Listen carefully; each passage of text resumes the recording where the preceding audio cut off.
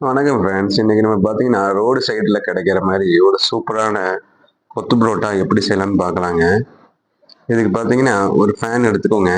பேன்ல ஒரு 2 டீஸ்பூன் அளவுக்கு sunflower oil சேர்த்துக்கோங்க. வேற எந்த எண்ணெயும் சேர்க்காதீங்க. அதுக்கப்புறம் பார்த்தீங்கன்னா, 2 மீடியமான சைஸ்ல வெங்காயம் பொடி பொடியா கட் பண்ணி வச்சிருக்குதுங்க. இந்த வெங்காயத்த இது கூட ஆட் பண்ணிக்கோங்க. ஆட் பண்ணி மீடியமான ஃப்ளேம்லங்க 1லேருந்து ஒரு 3 நிமிஷம் வரைக்கும் நல்லா வதக்கி விட்டுக்கோங்க.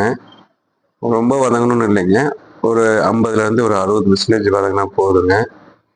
வதங்கின அப்புறம் இந்த ஸ்டேஜில் நம்ம இது கூடவே பார்த்தீங்கன்னா, ஒரு கொத்து அளவுக்கு கருவேப்பிலை எடுத்து வச்சுருக்கோம்லைங்க. அந்த கருவேப்பிலையை இது கூட ஆட் பண்ணிக்கோங்க. இதை ஒரு 2-3 செகண்ட் வதக்கி விட்டுக்கோங்க. பார்த்தீங்கன்னா தக்காளி ஒரு 2 மீடியமான சைஸ் தக்காளி பொடியாக கட் பண்ணி வச்சுருக்குறோங்க. இது கூடவே பார்த்தீங்கன்னா ஒரு உப்பு ஒரு 1/4 டீஸ்பூன் அளவுக்கு சேர்த்துக்கோங்க. அப்புறம் மிளகாய்த்தூள் வந்து ஒரு 1/4 டீஸ்பூன் சேர்த்துக்கோங்க. மல்லித்தூள் வந்து பார்த்தீங்கன்னா ஒரு 1/4 டீஸ்பூன் சேர்த்துக்கோங்க. கரம் மசாலா ஒரு 1/4 டீஸ்பூன் சேர்த்துக்கோங்க. பெப்பர் தூள் மிளகுத்தூள் ஒரு 1/4 டீஸ்பூன் சேர்த்துக்கோங்க.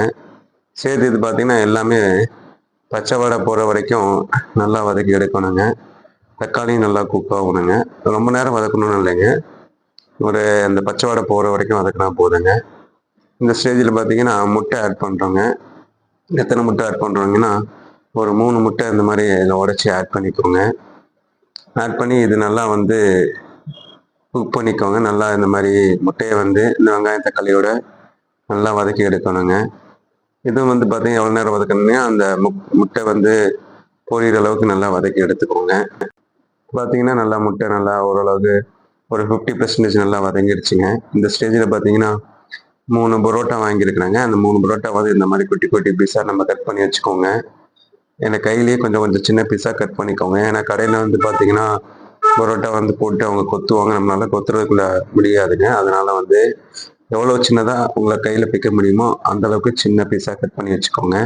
இப்போ அந்த பரோட்டா கொடுக்குற சால்ட் கிரேவி இருக்கு இல்லைங்க, அந்த கிரேவியை இது கூட ஆட் பண்ணிக்கோங்க. கொஞ்சம் நிறையாவே ஆட் பண்ணிக்கோங்க. அப்போ தான் அதோட சுவை நல்லா இருக்குங்க. ஆட் பண்ணி இந்த மாதிரி நல்லா வதக்கி விட்டுக்கோங்க. அவ்வளோதான் ஃப்ரெண்ட்ஸ். நமக்கு சூப்பரான ஒரு ரோடு சைடில் கிடைக்கிற மாதிரி, ஹோட்டலுங்களில் கிடைக்கிற மாதிரி சூப்பரான ஒரு முட்டை கொத்து புரோட்டா, எக் கொத்து புரோட்டா ரெடி ஆயிடுச்சுங்க. எப்படி இருக்குன்னு செஞ்சு பாருங்கள். செஞ்சு பார்த்து சாப்பிட்டு பார்த்து எப்படி இருக்குன்னு சொல்லுங்கள் friends. Okay friends. Thank you friends.